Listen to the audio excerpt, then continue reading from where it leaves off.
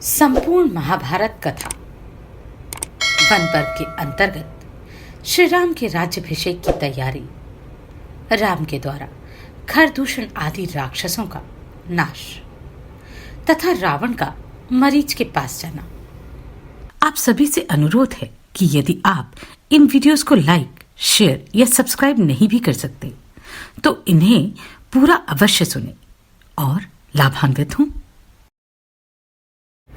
युधिष्ठिर ने पूछा, ब्राह्मण, आपने श्री रामचंद्र जी आदि सभी भाइयों के जन्म की कथा तो पृथक पृथक सुना दी। अब मैं उनके वनवास का कारण सुनना चाहता हूं। उसे कहिए।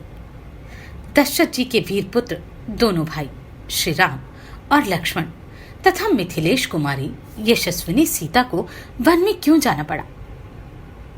मार्कंडे जी ने कहा, राजन, अपने पुत्रों के जन्म से महाराज दशरथ को बड़ी प्रसन्नता हुई।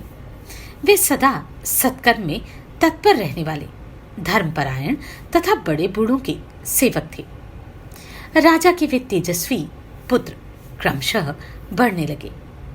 उन्होंने उपनयन के पश्चात विधिवत ब्रह्मचर्य का पालन किया और वेदों तथा रहस्यों सहित धनुर्वेद के वे पारंगत विद्वान हुए। समय अनुसार जब उनका विवाह हो गया तब राजा दशरथ बड़े प्रसन्न तथा सुखी हुए। चारों पुत्रों में बुद्धिमान श्री राम सबसे बड़े थे। वे अपने मनोहर रूप एवं सुंदर स्वभाव से समस्त प्रजा को आनंदित करते थे। सबका मन उन्हीं में रमता था। इसके सिवा वे पिता के मन में आनंद बढ़ाने वाले थे। युधिष्ठिर राजा दशरथ बड़े बुद्धिमान थे। उन्होंने यह सोचकर कि अब मेरी अवस्था बहुत अधिक हो गई, अतः श्री राम को युवराज पद पर अभिषिक्त कर देना चाहिए। इस विषय में अपने मंत्री और धर्मज्ञ पुरोहितों से सलाह ली। उन सभी श्रेष्ठ मंत्रियों ने राजा के इस समयोचित प्रस्ताव का अनुमोदन किया। श्री रामचंद्र जी के सुंदर नेत्र कुछ कुछ लाल थे और भुजाएं बड़ी एवं घुटनों तक लंबी थी। वे मतवाले हाथी के समान मस्तानी चाल से चलते थे।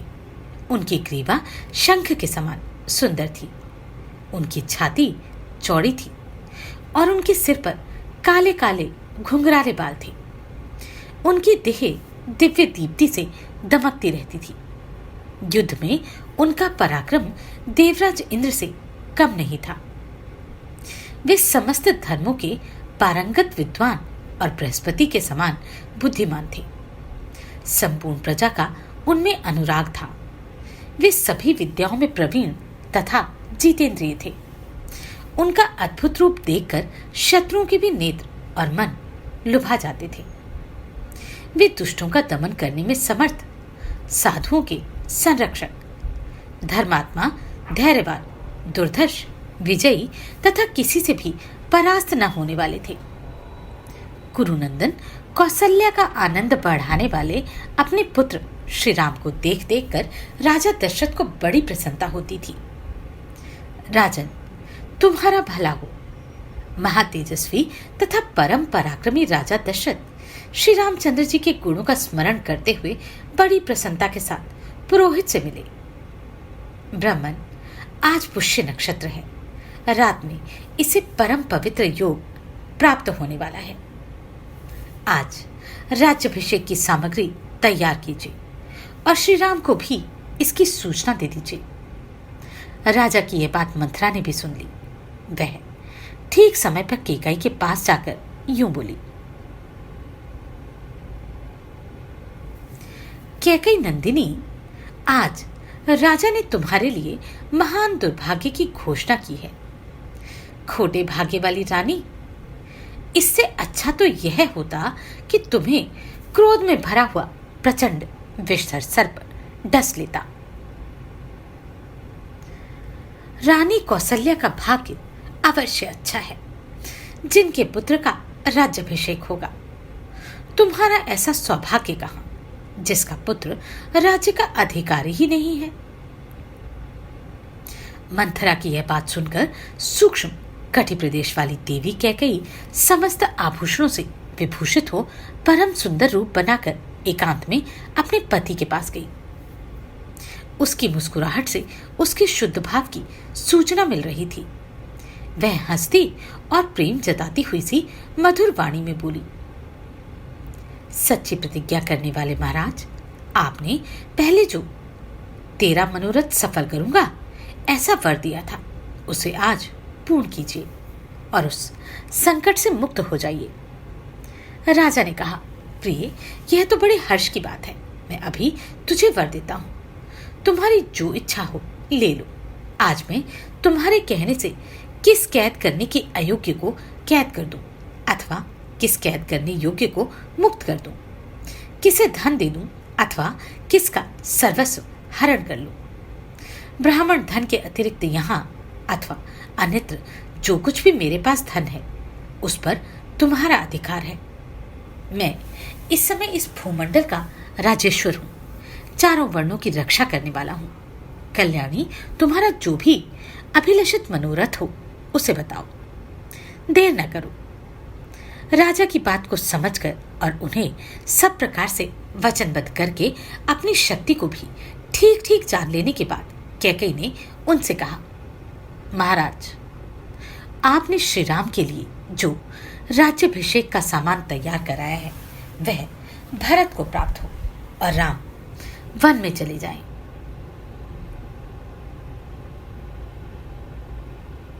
भरत श्रेष्ठ, कैकेयी का यह अप्रिय एवं भयानक परिणाम वाला वचन सुनकर राजा दशरथ दुख से आतुर हो अपने मुंह से कुछ भी बोल न सके।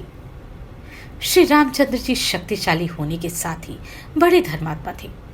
उन्होंने पिता के पूर्वोक्त वरदान की बात जानकर राजा के सत्य की रक्षा हो, इस उद्देश्य से स्वयं ही वन को प्रस्थान किया। राजन, तुम्हारा कल्याण हो। श्री रामचंद्र जी के वन जाते समय उत्तम शोभा से संपन्न उनके भाई धनुर्धर लक्ष्मण ने तथा उनकी पत्नी विदेह राजकुमारी जनक नंदिनी सीता ने भी उनका अनुसरण किया। श्री रामचंद्र जी के वन में चले जाने पर उनके वियोग में राजा दशरथ ने शरीर त्याग दिया। श्री रामचंद्र जी वन में चले गए तथा राजा परलोकवासी हो गए। यह देखकर कैकेयी ने भरत को ननिहाल से बुलाया और इस प्रकार कहा, बेटा, तुम्हारे पिता महाराज दशरथ स्वर्गलोक को सिधार गए तथा श्री राम और लक्ष्मण वन में निवास करते हैं। अब यह विशाल राज्य सब प्रकार से सुखद और निष्कंटक हो गया है। तुम इसे ग्रहण करो। भरत बड़े धर्मात्मा थे। वे माता की बात सुनकर उससे बोले, कुल कलंकनी जननी, तूने धन के लोभ में पड़कर यह कितनी बड़ी क्रूरता का काम किया। पति की हत्या की और इस कुल का विनाश कर डाला। मेरे मस्तक पर कलंक का टीका लगाकर तू अपना मनोरथ पूर्ण कर ले। ऐसा कहकर भरत फूट फूट कर रोने लगे। उन्होंने सारी प्रजा और मंत्रियों आदि के निकट अपनी सफाई दी तथा भाई श्री राम को वन से लौटा लाने की लालसा से उन्हीं के पथ का अनुसरण किया। वे कौसल्या, सुमित्रा तथा कैकेयी को सवारियों द्वारा आगे भेजकर स्वयं अत्यंत दुखी हो शत्रुघ्न के साथ पैदल ही वन को चले। श्री रामचंद्र जी को लौटा लाने की अभिलाषा से उन्होंने वशिष्ठ, वामदेव और दूसरे सहस्त्रों ब्राह्मणों तथा नगर एवं जनपद के लोगों को साथ लेकर यात्रा की। चित्रकूट पहुंचकर भरत ने लक्ष्मण सहित श्री राम को धनुष हाथ में लिए तपस्वी जनों की वेशभूषा धारण किए देखा। उस समय श्री रामचंद्र जी ने कहा, तात भरत, अयोध्या को लौट जाओ। तुम्हें प्रजा की रक्षा करनी चाहिए। मैं पिता के सत्य की रक्षा कर रहा हूं। ऐसा कहकर पिता की आज्ञा पालन करने वाले श्री रामचंद्र जी ने समझा बुझाकर उन्हें विदा कर दिया।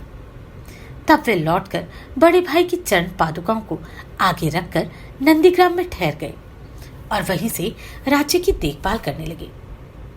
श्री रामचंद्र जी वहां नगर और जनपद के लोगों के बराबर आने जाने की आशंका से शरभंग मुनि के आश्रम के पास विशाल वन में प्रवेश किया। वहां शरभंग मुनि का सत्कार करके वे दंडकारण्य में चले गए और वहां सुरमई गोदावरी नदी के तट का आश्रय लेकर रहने लगे। वहां रहते समय शूर्पणखा के नाक, कान और ऊंट काटने के कारण श्री रामचंद्र जी का जनस्थान निवासी खर नामक राक्षस के साथ महान वैर हो गया। धर्म वत्सल श्री रामचंद्र जी ने तपस्वी मुनियों की रक्षा के लिए महाबली खर और दूषण को मारकर वहां के 14,000 राक्षसों का संहार कर डाला तथा उन बुद्धिमान रघुनाथ जी ने पुनः उस वन को क्षेमकारक धर्मारण्य बना दिया। उन राक्षसों के मारे जाने पर शूर्पणखा, जिसकी नाक और ऊंट काट दिए गए थे, पुनः लंका में अपने भाई रावण के घर गई। रावण के पास पहुंचकर वह राक्षसी दुख से मूर्छित हो भाई के चरणों में गिर पड़ी। उसके मुख पर रक्त बहकर सूख गया था। बहन का रूप इस प्रकार विकृत हुआ देखकर रावण क्रोध से मूर्छित हो उठा और दांतों से दांत पीसता हुआ रोषपूर्वक आसन से उठकर खड़ा हो गया। अपने मंत्रियों को विदा करके उसने एकांत में शूर्पणखा से पूछा, भद्रे, किसने मेरी परवाह न करके, मेरी सर्वथा अवहेलना करके तुम्हारी ऐसी दुर्दशा की है? कौन तीखे शूल के पास जाकर उसे अपने सारे अंगों में चुभोना चाहता है?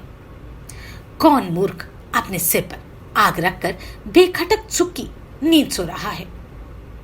कौन अत्यंत भयंकर विषधर सर्प को पैर से कुचल रहा है तथा कौन केसरी सिंह की दाढ़ों में हाथ डालकर निश्चिंत खड़ा है? इस प्रकार बोलते हुए रावण के कान, नाक एवं आंख आदि छिद्रों से उसी प्रकार आग की चिंगारियां निकलने लगी, जिस प्रकार रात को जलते हुए वृक्ष के छेदों से आग की चिंगारियां निकलती हैं। तब रावण की बहन शूर्पणखा ने श्री राम के उस पराक्रम और खरदूषण सहित समस्त राक्षसों के संहार का वृतांत कह सुनाया। यह सुनकर रावण ने अपने कर्तव्य का निश्चय किया और अपनी बहन को सांत्वना देकर नगर आदि की रक्षा का प्रबंध करके वह आकाश मार्ग से उड़ चला। त्रिकूट और काल पर्वत को लांघकर उसने मगरों के निवास स्थान गहरे महासागर को देखा। उसे ऊपर ही ऊपर लांघकर दशमुख रावण गोकर्ण तीर्थ में गया, जो परमात्मा शूलपाणी शिव का प्रिय एवं अविचल स्थान है। वहां रावण अपने भूतपूर्व मंत्री मरीच से मिला, जो श्री रामचंद्र जी के भय से ही पहले उस स्थान में आकर तपस्या करता था। इस प्रकार महाभारत का वन पर्व के अंतर्गत रामोख्यान पर्व में श्री